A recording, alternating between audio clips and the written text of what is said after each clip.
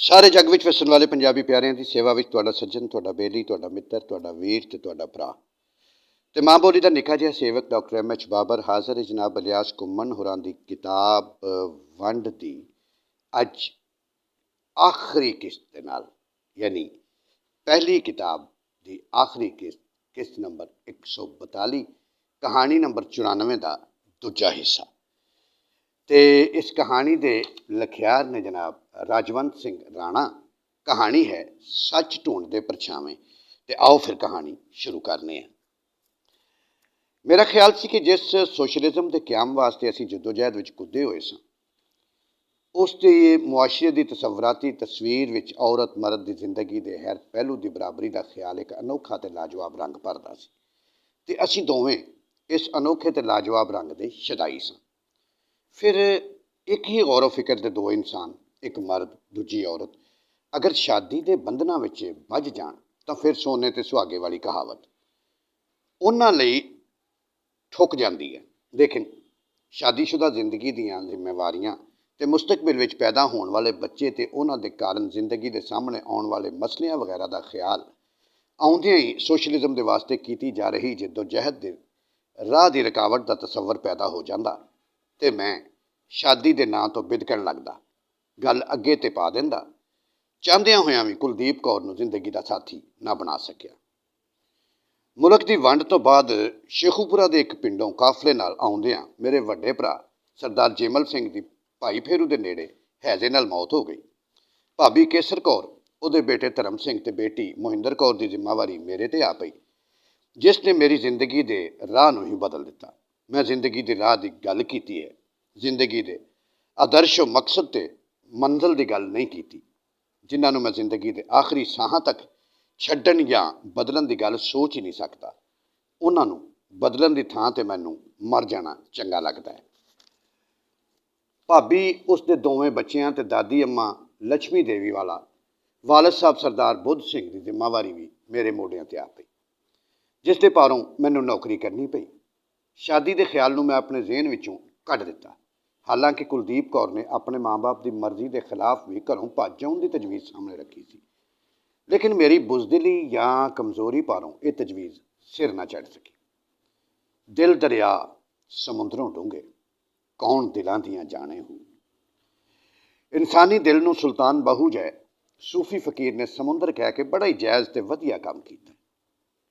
लेकिन इस हकीकत की जानकारी मैनू प्रीतम कौर नाल अपनी पहली मुलाकात के बाद हुई, क्योंकि इस मुलाकात के तासरात नूं लिखण वेले मैं दिल के समुद्रों डूंगे दरिया दे विच अजिहा डुब्बा कि कुलदीप कौर जै हीरे नूं ढूंढ कढिया ते उस नूं प्रीतम कौर नाल चल रही मुलाकात वेले अपनी गलबात विच उस नूं भी शामिल कर लिया ते उसने अपनी राजो नियाज दी गल्लां विच मैनू अजिहा फरमाया कि मैं कुछ घड़ियां प्रीतम कौर नूं ही भुल गया।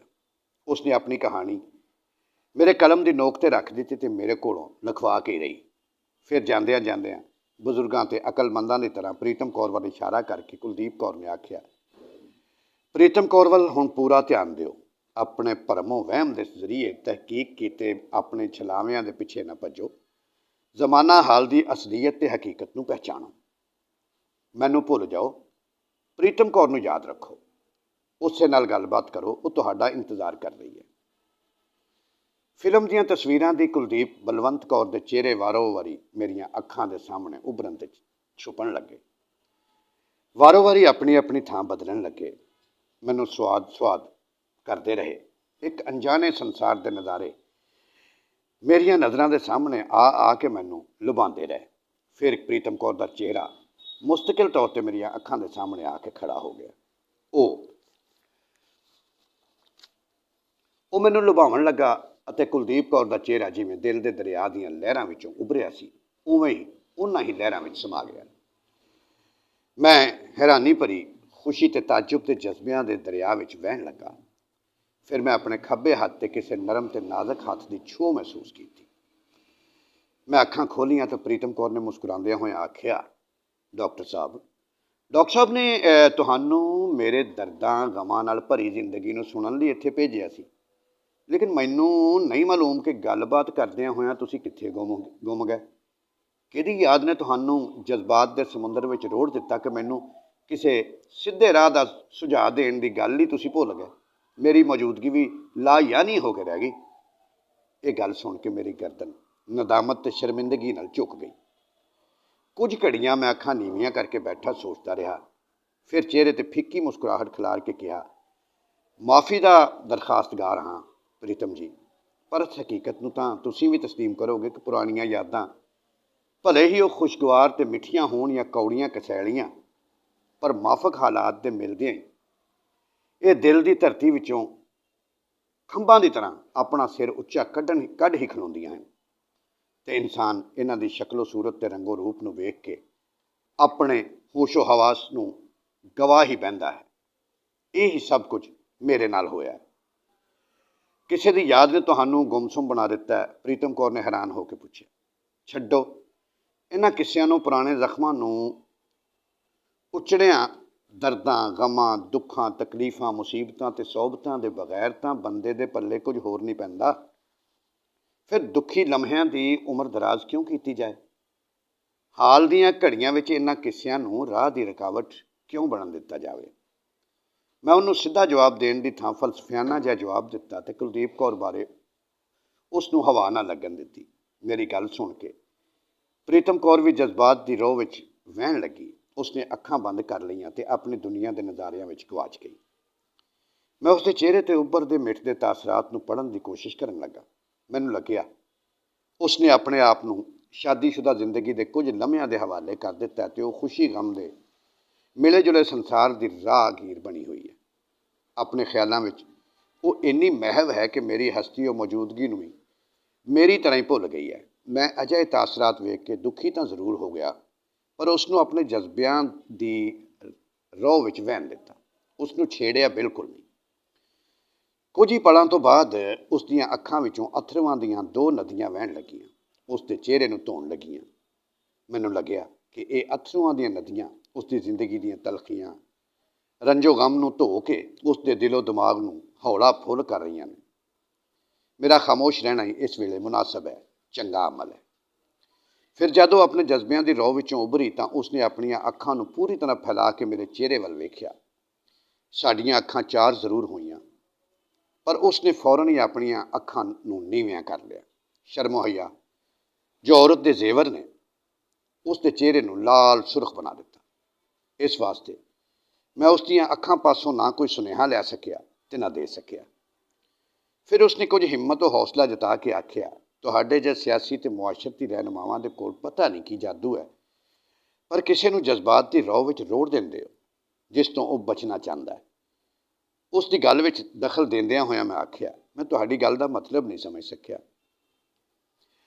ਹਾਂ, ਬੇਵਕੂਫ ਬਣਾਉਣਾ ਕਿ ਤੁਹਾਡੇ ਤੋਂ ਸਿੱਖੇ, ਕਹਿ ਕੇ ਉਹ ਮੁਸਕਰਾ ਪਈ। ਮੇਰੇ ਤੋਂ ਸਿੱਖ ਕੇ ਹੀ ਮੈਨੂੰ ਹੋਰ ਕੋਈ ਦੱਸੋ ਤਾਂ ਜੋ ਗੁਰੂ 40 ਤੇ ਚੇਲਾ 45 ਦੀ ਕਹਾਵਤ ਸੱਚੀ ਤੇ ਸਿੱਧ ਹੋ ਜਾਵੇ। ਮੈਂ ਉਸ ਨੂੰ ਆਖਿਆ। ਉਹ ਝੰਜਲਾ ਉੱਠੀ। ਗੱਲਬਾਤ ਦੇ ਇਸ ਮੋੜ ਵਾਸਤੇ ਉਹ ਤਿਆਰ ਨਹੀਂ ਸੀ। ਕੁਝ ਨਾਰਾਜ਼ਗੀ ਨਾਲ ਉਹ ਬੋਲੀ, ਭਰਾ ਜੀ ਨੇ ਮੈਨੂੰ ਦੱਸਿਆ ਸੀ ਕਿ ਤੁਸੀਂ ਉਹਨਾਂ ਦੇ ਦੋਸਤਾਂ ਵਿੱਚੋਂ ਸਭ ਤੋਂ ਜ਼ਿਆਦਾ ਸਮਝਦਾਰ ਤੇ ਅਕਲਮੰਦ ਹੋ। ਇਸੇ ਵਾਸਤੇ ਤਿਆਰ ਹੋ ਗਈ ਸੀ ਕਿ ਤੁਸੀਂ ਮੇਰੇ ਦੁੱਖਾਂ ਦਰਦਾਂ ਨਾਲ ਭਰੀ ਜ਼ਿੰਦਗੀ ਦੀ ਦਾਸਤਾਨ ਸੁਣੋਗੇ ਤਾਂ ਮੈਨੂੰ ਕੋਈ ਮੁਨਾਸਬ ਸੁਝਾਅ ਦਿਓਗੇ ਜਿਸ ਤੇ ਪਲ ਕੇ ਮੈਂ ਜ਼ਿੰਦਗੀ ਨੂੰ ਸੱਚ ਰੂਪ ਵਿੱਚ ਗੁਜ਼ਾਰ ਸਕਾਂ, ਕਹਿ ਕੇ ਉਸਨੇ ਮੇਰੇ ਚਿਹਰੇ ਵੱਲ ਵੇਖਿਆ। ਮੈਂ ਖਾਮੋਸ਼ ਰਿਹਾ, ਨਾ ਉਸ ਦੀ ਗੱਲ ਨੂੰ ਕੱਟਿਆ ਤੇ ਨਾ ਹੀ ਉਸ ਦੀ ਕੋਈ ਤਾਈਦ ਕੀਤੀ। ਉਸਨੇ ਫਿਰ ਕਹਿਣਾ ਸ਼ੁਰੂ ਕੀਤਾ, ਤੁਸੀਂ ਤਾਂ ਮੈਨੂੰ ਉਲਝਾਉਂਦੇ ਹੀ ਚਲੇ ਜਾਂਦੇ ਹੋ, ਮੈਨੂੰ ਮਰੀ ਹੋਈ ਨੂੰ ਹੋਰ ਮਾਰ ਰਹੇ ਹੋ। ਉਹ ਕੋਈ ਦੇਰ ਰੁਕ ਕੇ ਜਿਵੇਂ ਕੋਈ ਸਾਹ ਲੈਂਦਾ ਹੈ, ਉਸਨੇ ਆਖਿਆ, ਅਜੇ ਤੱਕ ਤਾਂ ਤੁਸੀਂ ਮੇਰੀ ਕੋਈ ਗੱਲ ਸੁਣੀ ਹੀ ਨਹੀਂ, ਆਪਣੀ ਸੁਣਾਉਂਦੇ ਜਾ ਰਹੇ ਹੋ। ਉਸ ਦੇ ਚਿਹਰੇ ਤੇ ਨਜ਼ਰਾਂ ਗੱਡ ਕੇ ਮੈਂ ਉਸ ਨੂੰ ਕਿਹਾ, ਬੀਬੀ ਪ੍ਰੀਤਮ ਕੌਰੇ, ਸੁਣਨਾ ਸੁਣਾਉਣਾ ਦੋ ਤਰਫਾ ਅਮਲ ਹੈ, ਇੱਕ ਤਰਫਾ ਬਿਲਕੁਲ ਨਹੀਂ। ਤੇ ਇਹ ਅਮਲ ਅੱਖਾਂ 'ਤੇ ਹੀ ਮਹਿਦੂਦ ਨਹੀਂ ਹੈ, ਇਸ ਵਿੱਚ ਅੱਖਾਂ ਤੇ ਦਿਲ ਔਰ ਦਿਮਾਗ ਵੀ ਸ਼ਾਮਲ ਹੁੰਦਾ ਹੈ। ਹੁਣ ਤੱਕ ਤੁਹਾਡੀ ਕਹਾਣੀ ਦਾ ਸ਼ੁਰੂਆਤੀ ਹਿੱਸਾ ਮੈਂ ਜ਼ਰੂਰ ਸੁਣਿਆ। ਇਸ ਦੀ ਬੁਨਿਆਦ ਬੇਜ਼ੁਬਾਨੀ ਜਾਂ ਖਾਮੋਸ਼ੀ ਹੈ। ਚਿਹਰੇ 'ਤੇ ਉੱਭਰਦੇ ਤੇ ਇਨਸਾਨ ਦਾ ਦੂਜੇ ਇਨਸਾਨ ਨੂੰ ਸਮਝਣ ਦਾ, ਚਖਣ ਦਾ ਆਪਣਾ ਮਖਸੂਸ ਅੰਦਾਜ਼ ਤੇ ਤਰੀਕਾ ਹੁੰਦਾ ਹੈ। ਮੈਂ ਵੀ ਇਸੇ ਅਮਲ ਵਿੱਚ ਰੁੱਝਿਆ ਰਿਹਾ ਹਾਂ। ਨਾਲੇ ਇਹ ਜ਼ਰੂਰੀ ਵੀ ਨਹੀਂ ਕਿ ਦੂਸਰਾ ਵੀ ਪਹਿਲੇ ਨੂੰ ਸਮਝਣ ਲਈ ਇਸੇ ਰਾਹ 'ਤੇ ਚੱਲੇ। ਕੀ ਮਤਲਬ? ਉਸਨੇ ਸਵਾਲ ਕੀਤਾ। मैं आख्या गुंगिਆਂ ਦੀ भी एक जुबान ਹੁੰਦੀ है, इसनूं ਤਾਂ ਤੁਸੀਂ ਮੰਨੋਗੇ ही। कोई देर सोचण तो बाद बोली, ਤੁਸੀਂ ठीक कहते हो। मैं की ठीक कहता? मैं सवाल किया। गुंगिਆਂ ਦੀ ਜ਼ੁਬਾਨ वाली गल उस जवाब, जे गुंगिਆਂ ਦੇ ਨਾਲ ਦੂਰੀਆਂ ਦੀ ਗੱਲ ਵੀ जोड़दे तो मैं उस वाल वेख्या, वो भी ठीक ही होवेगा। उसने फिर चंगा चंगा, मैं मुस्कुरा के आख्या, अजिहा लगता कि पहलां तुसीं किसी दियां यादां दी दुनिया विच गवाच गए ते मेरी हस्ती ते मौजूदगी नूं भी भुल ही गए, ते बाद विच मैं भी अपनी इसे कैफियत का शिकार हो गई। आख के वो खामोश हो गए। लेकिन डॉक्टर साहब ने तो मैनू तुहाडी जिंदगी की कहानी मुख्तसर तौर पर दस ही दी सी, इस वास्ते तुहाडी जहनी कैफियत बारे मैं कुछ ना कुछ अंदाज़ा ला ही सकता हाँ। भले ही वो ठीक होवे या गलत, लेकिन मेरे बारे में डॉक्टर साहब ने जो कुछ तुहानू दस्सिया होवेगा उस तो तुसां कुछ अंदाज़ा लाया है या नहीं, मैं किस तरह दस सकदा? मेरी किसी प्यारो मुहब्बत की दास्तान तो वो आप ही वाकिफ नहीं, हुण फिर तुहानू किवें दस सकदे ने? इस सवाल का जवाब मेरे पास भी नहीं है। मैं अपनी राय दी, लेकिन मेरी प्यारो मुहब्बत की दास्तान भी तो वो तुहानू दस नहीं सकते, क्योंकि मैं उन्हां दी चचेरी भैन हाँ ते भैणां दियां अजिहियां कहानियां जे होण भी तां कोई किसी नूं अपने जिगरी दोस्तां नूं भी नहीं सुणाउंदा, क्योंकि इस नाल उसकी अपनी समाजी इज्जत तो तौकीर भी जुड़ी हुंदी है। कुछ कुछ रुक के उसने मेरे चेहरे वाल वेख के कहा, अजे साडे मुआशरे ने प्यारो मुहब्बत के हक नूं तस्लीम नहीं किया, वो अजे भी इस दे मुखालफ है, कह के उसने नैले ते दहला मारन की कोशिश की। जिहड़ी लड़की कालूवाल पिंड जिला जेहलम विच ਵਿਆਹਾਂ ਦੇ 20ਵੇਂ ਦੇ ਦਹਾਕੇ ਵਿੱਚ पैदा हुई ਹੋਵੇ ਤੇ ਧਨਿਆਲੇ ਨਾਂ ਦੇ ਪਿੰਡ ਵਿੱਚ ਹੀ ਵਿਆਹੀ ਗਈ ਹੋਵੇ, ਉਸ ਤੇ ਪਿਆਰੋ ਮੁਹੱਬਤ ਦੀ ਦਾਸਤਾਨ ਦਾ ਤਖਯਲ ਕਰਨਾ ਵੀ ਆਪਣੇ ਆਪ ਨੂੰ ਬੇਵਕੂਫ ਬਣਾਉਣਾ ਹੈ। ਕਹਿ ਕੇ ਮੈਂ ਖਾਮੋਸ਼ ਹੋ ਗਿਆ। ਧਨਿਆਲੇ ਪਿੰਡ ਦਾ ਸੁਣ ਕੇ ਉਹ ਹੋਰ ਤ੍ਰਿਬਕ ਗਈ, ਕਿਉਂਕਿ ਉਸ ਨੂੰ ਪਤਾ ਨਹੀਂ ਸੀ ਕਿ ਮੇਰੀ ਦਾਦੀ ਦੀ ਛੋਟੀ ਭੈਣ ਭਾਗਾ ਵੀ ਉੱਥੇ ਹੀ ਵਿਆਹੀ ਹੋਈ ਸੀ ਤੇ ਮੈਂ ਬਚਪਨ ਵਿੱਚ ਉੱਥੇ ਕਈ ਵਾਰ ਦਾਦੀ ਅੰਮਾ ਨਾਲ ਜਾ ਚੁੱਕਾ। ਮੇਰੇ ਮਸੇਰ ਭਰਾ ਸਰਦਾਰ जगत सिंह हैं, देश की वंड तो बाद कानपुर में ही अहाता केदारनाथ के एक मकान में रहिंदा है। धनियाले नूं तुसीं किस तरह जानते हो? उसने जिस जुयाना अंदाज में पूछा। मैं उसनूं अपनी दादी के रिश्ते की गल दसी, लेकिन उसनूं ज़्यादा समझाउण वास्ते कहा, मेरी दादी अम्मा लक्ष्मी देवी की छोटी भैन भागा उस पिंड विच विआही हुई है।